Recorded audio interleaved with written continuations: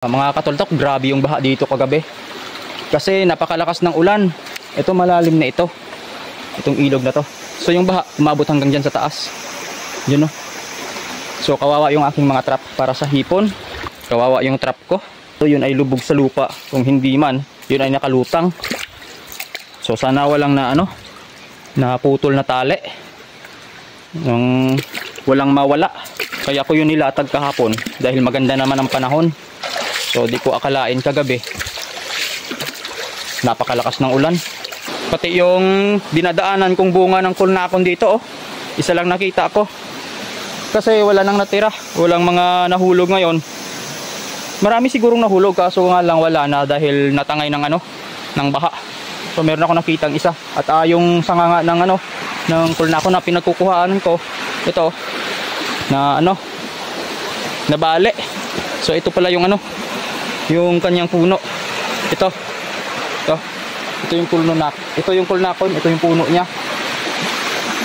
At dito ako laging dumadaan dahil gusto kong kumain ng kulnakon. Buti na lang meron ako nakita isa. So ito kakainin ko. Ito mga katuldok sarap na ito. Saktong-sakto yung hinog niya. Ayun napakaganda yung kanyang laman. Manamis-namis na maasim-asim. So dito nung nakaraan naglatag ako dito, 2 truck. Madami yung nahuli ko pero ngayon hindi ko na malatagan sa kadahilan ng napakalalim na nito. Tingnan niyo mga katuldo ko. Lalim na. Hindi ka na makakapaglatag ng truck dito. Nung nakaraan binaha na yung truck ko. Tapos ngayon binaha ulit sa taas ng baha mga katuldo ko. Diyan na nakarating yung nyog. Nakasabit na. Lalim mga katuldok. Malalim lupa baon. Ay, grabe yung lupa, malambot. Lah, lalim dito. Ay, malalim. So malapit na ako sa unang trap ko. Ayun sabi ko na yung trap ko? Wala na. Siyempre ito ay walang laman. Kung may laman man ito, may laman. May laman din sana. Kaso yung hipon wala, patay. Mga talangka na lang mga katuldok ko. Ayan mga katuldok, may mga talangka, may hipon din. So napasukan pa ito, nagkalaman pa bago bumaha. Yung isa mga katuldok ko, sira na talaga. Grabe wala nang laman, sira pa. Ay, grabe. Buti na lang talaga ito'y may tali. Masira man, pwede pang maayos kaysa sa mawala. Yung dito mga katuldok ko, nawala. Tali na lang natira. Ayun putol. Sa kakaikot dahil ito sa sa paikot-ikot kaya naputol ito. Ayan, tali na lang natira. Dito meron din.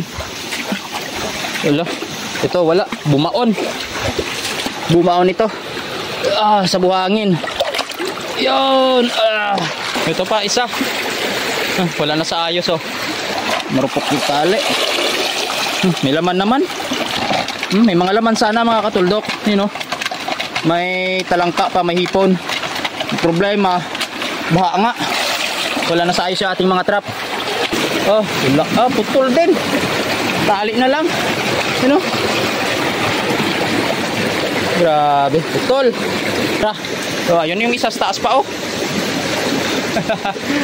Ay. So ayan pa mga katuldok ayan pa sira na. Hala, putol. Wala na yung karugtong mga katuldok. Yung kwitan na lang dito. Yung pa isa nakaangat. May laman pa may talangka. Ayun, parang 2 piraso.